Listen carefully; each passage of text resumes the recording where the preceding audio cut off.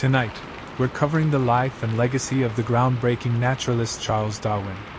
Darwin was a curious, thoughtful, and daring figure whose revolutionary theory of evolution reshaped our understanding of life, connecting humanity to the natural world in profound new ways that continue to inspire and challenge us today.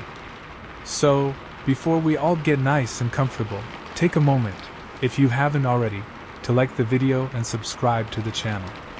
Also, let us know the time and location from which you are watching. Now, let's get right into our fascinating story, and we hope it helps you learn while you sleep. On a crisp February day in 1809, in the quaint town of Shrewsbury, England, a child was born who would change the way humanity understood itself. His name was Charles Robert Darwin, the fifth child of Dr. Robert Darwin, a respected physician, and Susanna Wedgwood, the daughter of a prominent pottery manufacturer. Charles grew up in comfort, surrounded by intellectual stimulation and the warmth of a loving family. From his earliest years, Charles showed an insatiable curiosity about the natural world. His family home, known as the Mount, was surrounded by gardens, fields, and woods, each teeming with life that endlessly fascinated him. While other boys chased balls and played soldiers, Charles was drawn to beetles, rocks, plants, and birds. He spent hours exploring the countryside, carefully collecting specimens that filled his pockets and often cluttered his room. Yet, young Charles was not the typical child prodigy. In fact, he often struggled academically. He found formal schooling tedious and frustrating. Teachers thought him careless and inattentive, criticizing his daydreaming and poor handwriting. Latin and Greek bored him. Mathematics confused him. Even his father, though loving and supportive, worried about his son's seemingly aimless interests, famously declaring, "You care for nothing but shooting dogs and rat-catching." But beneath the surface, Charles was absorbing knowledge in ways no classroom could offer. He observed birds' nests and noted their behaviors, wondered why certain insects thrived in specific environments, and questioned how plants adapted to their surroundings. Without realizing it, he was already laying the foundation for questions that would define his life's work. When Charles was only 8, tragedy struck. His mother, Susanna, passed away after a prolonged illness, leaving a void in his childhood. Though the family was affluent, comfortable, and well-educated, the loss of his mother affected Charles deeply. He became quieter, more introspective, and increasingly drawn toward nature as a refuge from emotional pain. At 16, Charles's father sent him to study medicine at the University of Edinburgh, hoping he would follow in the family tradition. But the young Darwin quickly discovered he had neither the stomach nor the passion for medical studies. Surgery demonstrations, performed without anesthesia, left him horrified and unsettled. Instead, he found himself drawn toward natural history and geology lectures, spending his free hours exploring the Scottish countryside and collecting marine specimens along the shore. After 2 disheartening years, Darwin's father realized medicine was not the path for his son. Determined to secure Charles's future, he enrolled him at Christ's College, Cambridge, to study theology with the expectation that he might become a clergyman. Darwin dutifully complied, though his true passion lay elsewhere. At Cambridge, he was more likely found hunting beetles or discussing the intricacies of nature with his professors than studying scripture. Despite struggling academically again, Charles began to find mentorship and guidance from key professors who recognized his deep curiosity. Professor John Stevens Henslow, a distinguished botanist, took a special interest in Darwin, encouraging his pursuits and igniting in him a deeper passion for scientific inquiry. Henslow's support helped Darwin flourish, finally providing him with the intellectual encouragement he had long needed. In the summer of 1831, Charles Darwin graduated from Cambridge, still unsure of his place in the world. He had no desire for the clergy, no interest in medicine, and no clear direction. But an unexpected opportunity was about to arrive, one that would propel him into history. Charles Darwin was about to embark on a journey around the globe, a voyage that would forever change the course of science, humanity, and his own life. In September 1835, After nearly 4 years at sea, HMS Beagle reached the isolated Galapagos Islands, a rugged volcanic archipelago far off the coast of Ecuador. At first glance, Darwin saw little more than barren landscapes, dry, rocky shores fringed by sparse vegetation and surrounded by a turbulent ocean. But soon, these unassuming islands would prove to be among the most significant stops of his voyage. As Darwin stepped onto the volcanic terrain of the Galapagos, he felt like he'd entered another world. Giant tortoises, weighing hundreds of pounds, lumbered slowly through dry grasslands, indifferent to his presence. Marine iguanas, creatures he had never imagined, lounged lazily along rocky coastlines, basking in the sun before diving gracefully beneath the waves. Strange birds soared overhead or perched fearlessly within reach. The wildlife here was not only abundant, it seemed entirely unafraid of humans. Immediately, Darwin's sharp observational skills went to work. He carefully noted differences between the creatures on each island. Why were tortoise shells slightly varied from one island to the next? Why did mockingbirds differ subtly in appearance and song depending on their location? Though he had not yet fully realized their importance, Darwin sensed these distinctions mattered greatly. His attention was particularly drawn to a group of small, unassuming birds, finches. At first, Darwin didn't recognize their significance. But as he studied their beaks closely, he noticed remarkable variation. Some had large, powerful beaks suitable for cracking tough seeds, while others possessed slender, delicate beaks perfect for capturing insects. Each type of beak matched the available food sources of their particular island. The question began forming in his mind: could these birds have originated from a common ancestor, slowly adapting and diversifying into new species based on the conditions of each island? Darwin collected specimens meticulously, labeling and preserving them carefully. Yet surprisingly, at the time, he did not immediately grasp the profound implications of these observations. It was only later, upon returning to England, that the finches, now famously known as Darwin's finches, would become central to his emerging theory of evolution. After 5 weeks in the Galapagos, the Beagle departed for the long journey home, stopping briefly at Tahiti, New Zealand, Australia, and South Africa. Each stop deepened Darwin's curiosity, providing him with more data, specimens, and evidence supporting the idea that nature was dynamic and constantly changing. During these final months aboard the Beagle, Darwin's mind turned introspective. As he organized his extensive notes and collections, he realized he had uncovered something revolutionary, something that challenged conventional wisdom. The idea began to crystallize that species were not immutable creations. Rather, they changed over generations through adaptation to their environments. When the Beagle finally returned to England in October 1836, Darwin was exhausted yet profoundly transformed. He had departed as an inexperienced, uncertain young man. He returned a seasoned naturalist, burdened by evidence that contradicted centuries of accepted thought. His family welcomed him home warmly, proud of his achievements. His father, once skeptical of his adventures, was now immensely proud. Yet privately, Darwin grappled with his discoveries. He knew the path ahead would be controversial and challenging. Could he convince others of the radical truths he now suspected? Settling back into British life, Darwin began analyzing his vast collection, working tirelessly to classify and study every specimen. His voyage was over, but his greatest journey, understanding life's origins, was just beginning. The world awaited his answers, and Darwin knew the responsibility was his to reveal them, no matter the consequences. Back in England, Charles Darwin faced an overwhelming task, organizing thousands of notes, specimens, sketches, and fossils gathered during his 5-year voyage aboard the HMS Beagle. He settled in London, immersing himself in the city's vibrant scientific community, engaging in debates, lectures, and discussions. He was no longer an inexperienced youth, he had become a respected naturalist.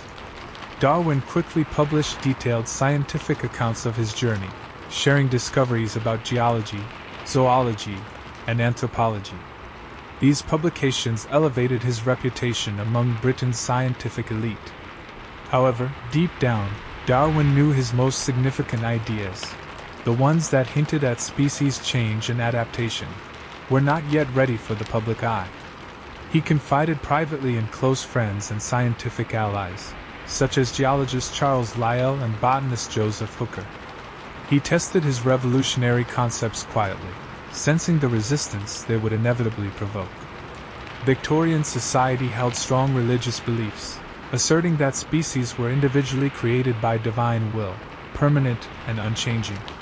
To challenge this view was dangerous, socially and professionally risky. Darwin moved slowly, deliberately. His notebooks became a haven for his controversial thoughts, page after page filled with detailed theories on how life diversified. He pondered selective breeding, observing that farmers could dramatically alter species traits through careful selection. Why, he wondered, could nature not act similarly? Could there be a natural force, some selection, in nature that shapes species over generations? In January 1839, Darwin married Emma Wedgwood, his beloved cousin and companion. Emma provided steadfast emotional support, despite their differences in religious beliefs. Emma remained deeply devout, whereas Darwin's growing understanding of evolution challenged traditional theology. Their marriage, built on affection, respect, and honesty, would become Darwin's emotional foundation during decades of intense scientific inquiry. Settling into the peaceful countryside at Down House, in Kent, Darwin created an ideal environment for his research. Surrounded by gardens, fields, and woodland, the estate provided endless opportunities for observation. Darwin experimented constantly, studying plants, breeding pigeons, examining earthworms, and meticulously documenting changes over generations. His growing family was integral to his observations. Darwin carefully noted differences among his children, traits inherited from parents, variations unique to individuals. These domestic observations reinforced his belief in hereditary variation and the gradual evolution of characteristics over time. Throughout these years, Darwin wrestled internally with his ideas. The implications disturbed him. His theory implied no divine guiding hand, but rather a natural, relentless struggle for existence. He feared deeply upsetting his religious family, particularly his wife, Emma. Their loving marriage was shadowed by an unspoken tension. Emma worried that Charles's theories might threaten his spiritual well-being and their future together. Darwin continued cautiously, keeping his theory mostly secret, refining it relentlessly. His health deteriorated under the strain. He suffered from chronic digestive ailments, headaches, fatigue, and anxiety. Doctors struggled to diagnose him. Yet, despite his physical discomfort, Darwin pressed forward. Then, in 1858, Darwin's cautious pace was abruptly disrupted. A letter arrived from Alfred Russel Wallace, a younger naturalist working in the Malay archipelago. Wallace had independently conceived a theory remarkably similar to Darwin's. Shocked and dismayed, Darwin realized he risked losing decades of work. After consulting Lyell and Hooker, it was agreed that Darwin's work and Wallace's letter would be presented together to the Linnean Society of London, ensuring Darwin received rightful acknowledgement. Though the presentation caused little initial stir, Darwin knew he must now publish his full theory swiftly and completely. His private reflections could remain hidden no longer. It was time to reveal his life's work, no matter the consequences. With a sense of urgency after Alfred Russel Wallace's unexpected letter, Darwin turned his full attention to completing the manuscript he had delayed for nearly 2 decades. His careful, methodical approach gave way to intense, focused determination. He felt driven by the fear of losing priority in his discovery, and the need to explain clearly a theory he knew would ignite controversy. Working day and night at Down House, Darwin compiled his observations and refined his arguments. Emma supported him patiently, even as she worried privately about the consequences of his ideas. Yet she stood faithfully by his side, reading and editing his drafts, offering thoughtful insights.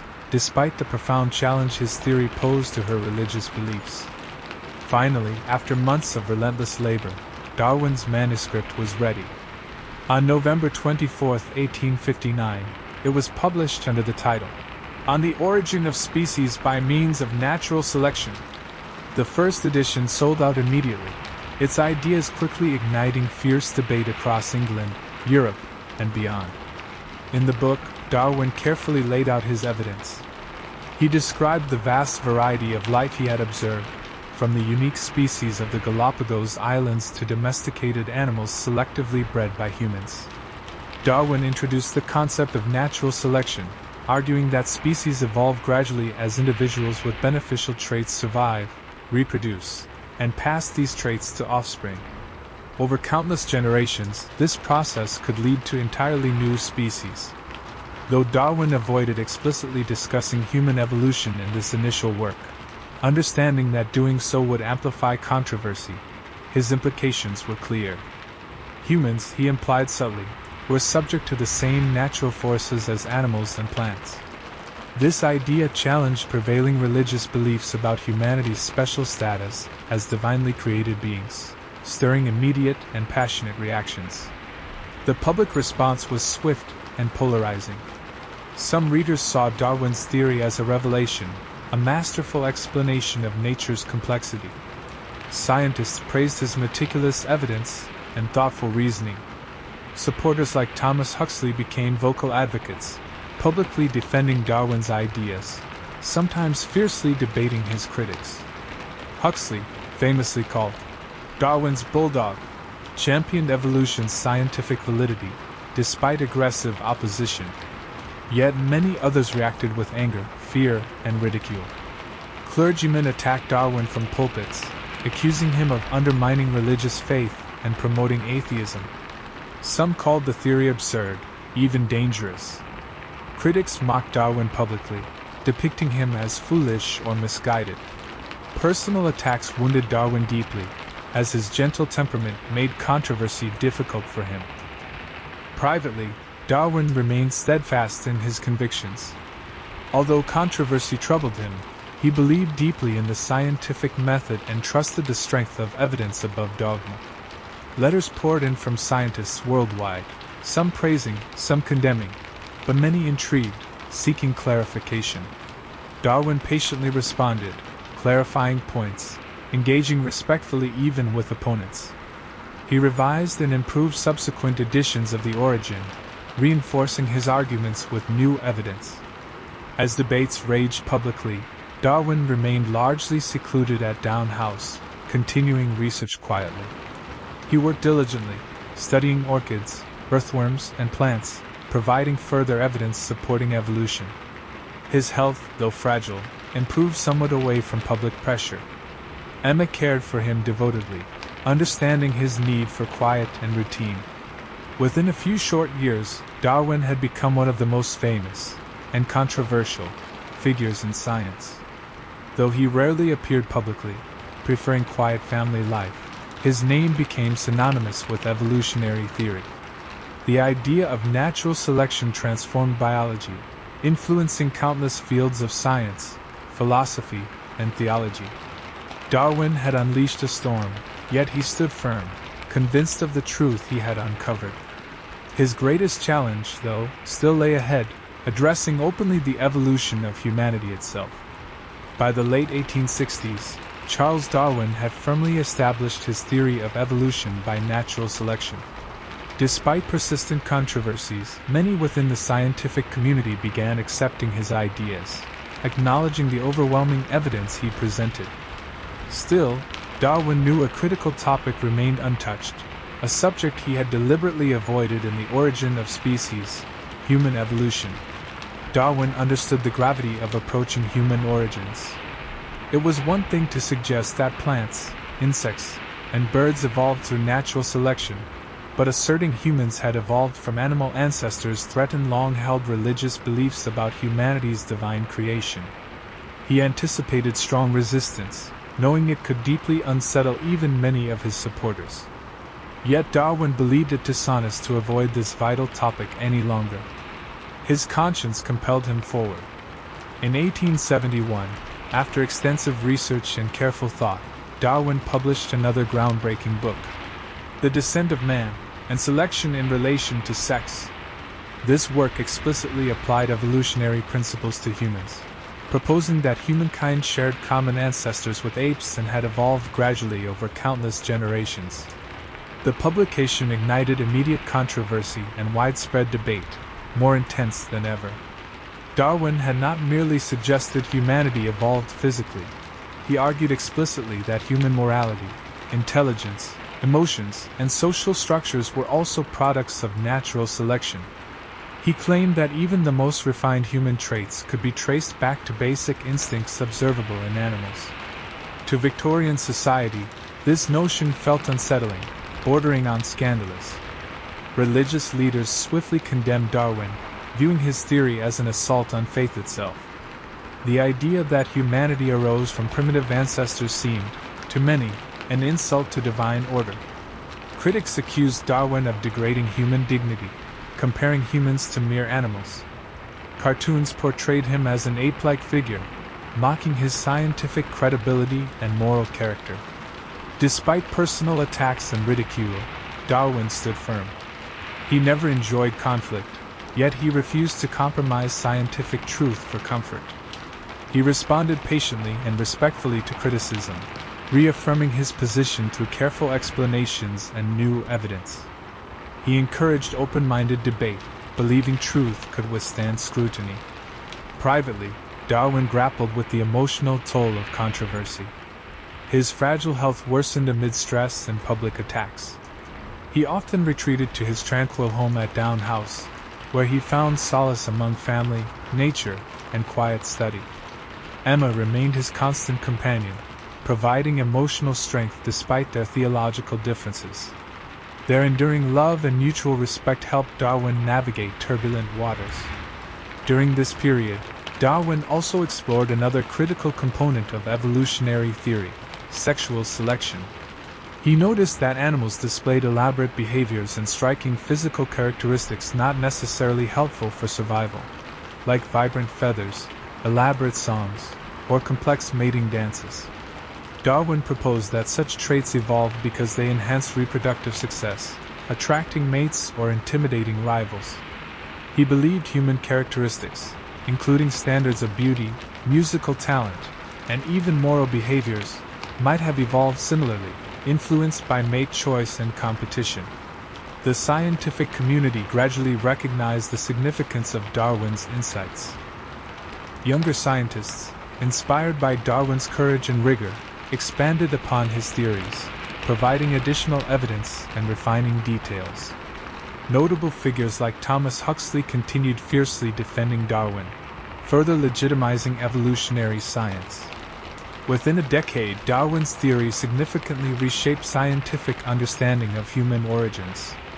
While controversy persisted, acceptance grew steadily, marking a critical turning point in human intellectual history. Darwin had transformed humanity's self-image, from divinely separate to intimately connected with all life on Earth. As the years passed, Darwin's health continued declining, yet his passion for discovery never diminished. Even as he aged, he continued exploring nature's complexities, observing quietly from his beloved gardens at Down House. His groundbreaking contributions had changed the world forever. But Darwin knew his own journey was nearing its final chapter. In his later years, Charles Darwin led a quiet, secluded life at Down House, his cherished family estate in Kent. The fierce public debates surrounding evolution continued elsewhere, but Darwin largely withdrew from the spotlight. His health, weakened from decades of stress, anxiety, and chronic illness, made public appearances difficult. Yet, though physically fragile, Darwin's mind remained sharp, curious, and relentlessly observant. At Down House, Darwin embraced routine. Each day, he strolled along a gravel path called the Sandwalk, his beloved thinking path. There, amid tranquil gardens and shaded woods, he reflected on scientific puzzles and carefully considered new ideas. Nature offered him comfort, inspiration, and endless fascination. Even mundane observations, earthworms turning soil, plants bending towards sunlight, insects pollinating flowers, sparked his imagination.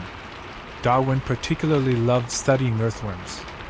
At first glance, earthworms appeared insignificant, ordinary creatures. Yet Darwin saw their essential role in nature.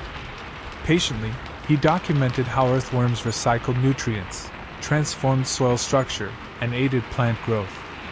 His meticulous research revealed their vital contributions to ecosystems.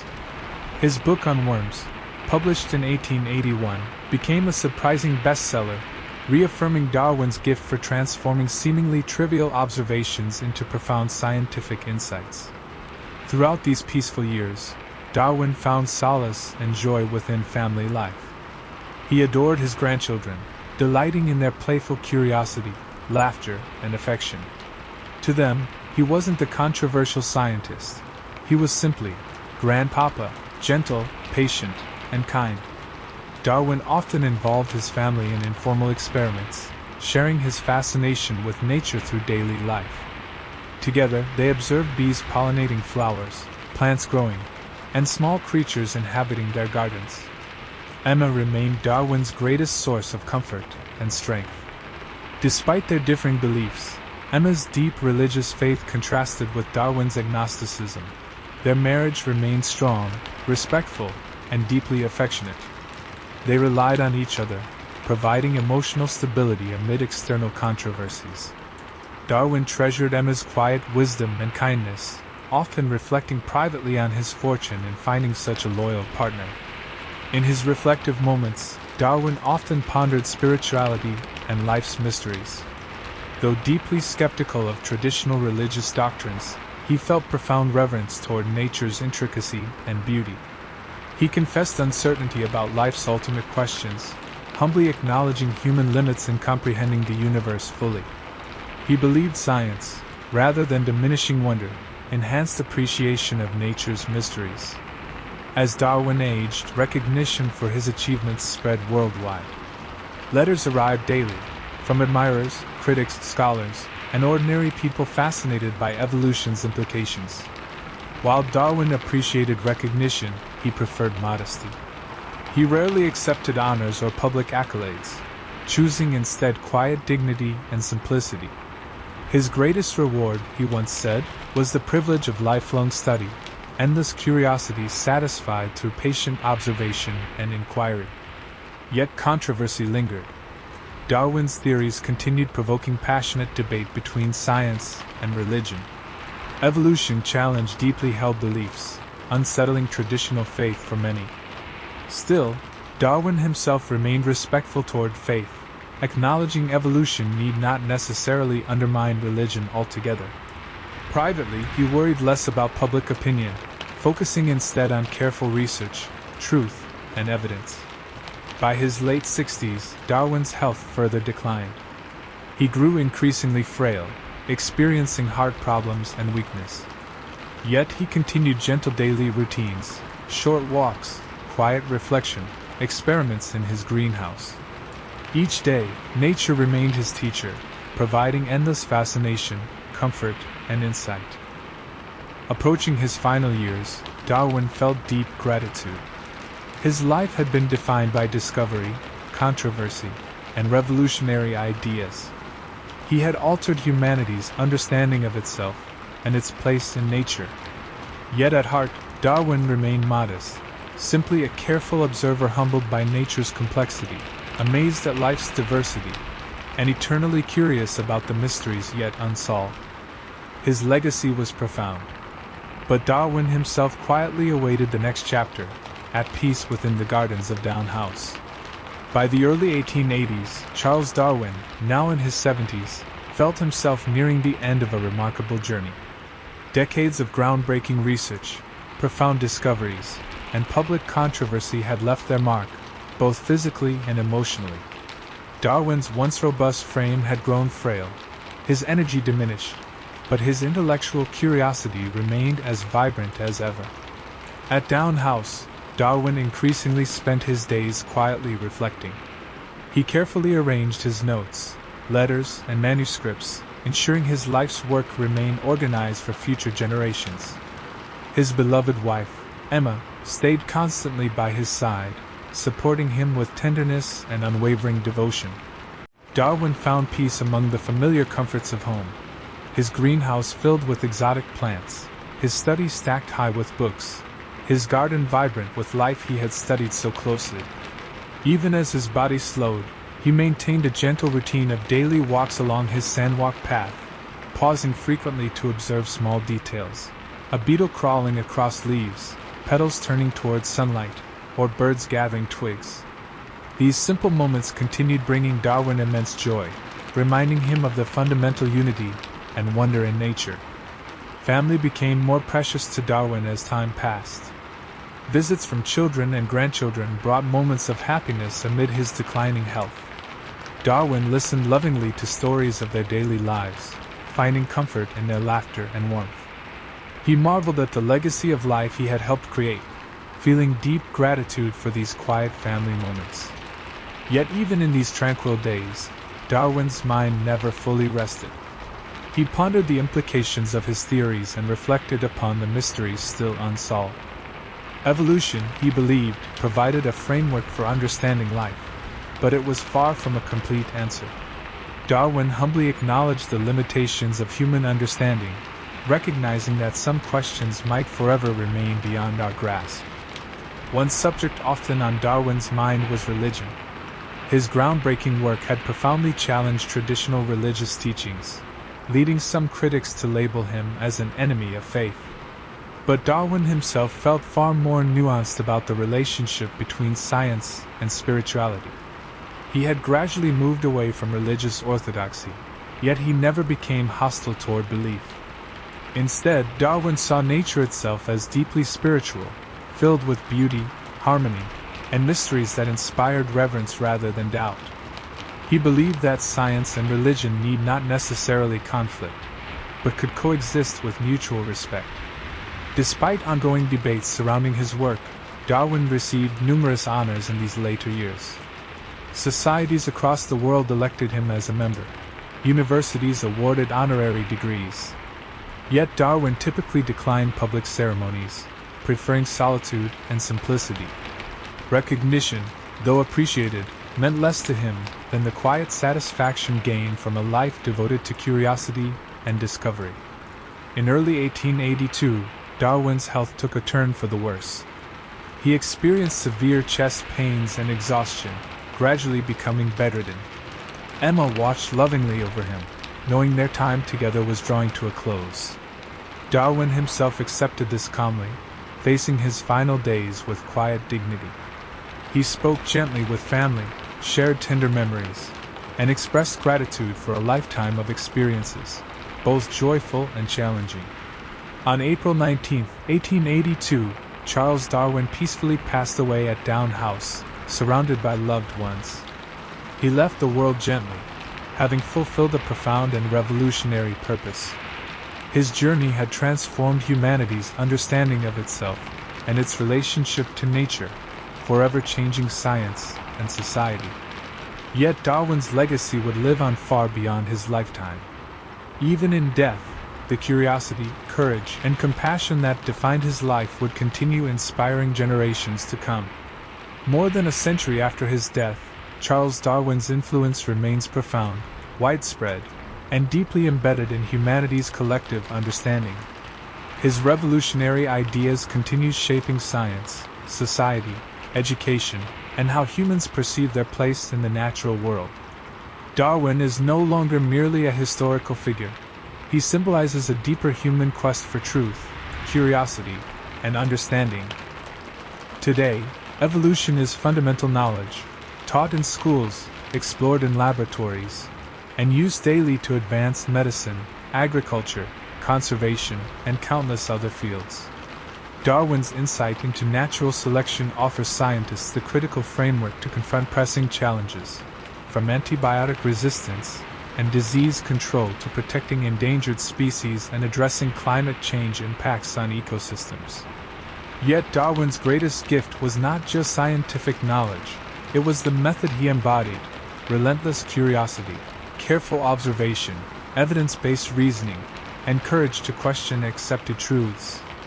Modern science still follows Darwin's approach, encouraging open inquiry, skeptical analysis, and willingness to revise ideas based on evidence. In this way, Darwin's legacy extends beyond evolution itself, shaping the very foundation of scientific thinking. Darwin also profoundly impacted humanity's self-image. By connecting humans directly with the natural world, he challenged traditional notions of human uniqueness and divine special creation. Humans, he demonstrated, are part of nature's vast interconnected web, evolving alongside countless other species. While controversial initially, this idea eventually inspired greater respect, humility, and responsibility toward the environment and all life forms sharing our planet. In culture and society, Darwin's influence endures prominently. His theories continue sparking philosophical and ethical debates, shaping discussions about human origins, morality, religion, and purpose. Authors, artists, and filmmakers explore evolutionary themes, depicting humanity's struggles, adaptations, and interconnectedness with nature.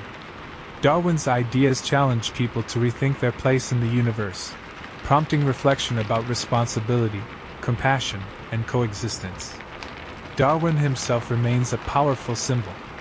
His gentle personality, humility, integrity, and persistence inspire generations of scientists, students, teachers, and thinkers.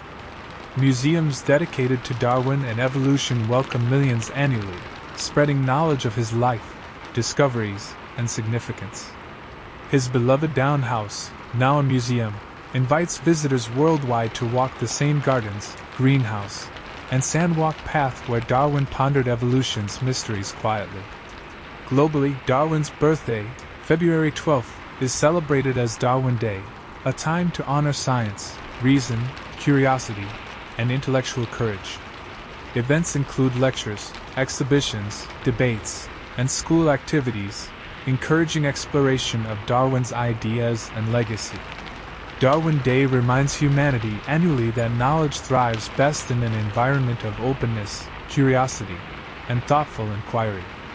Darwin's journey began modestly, driven by curiosity rather than ambition.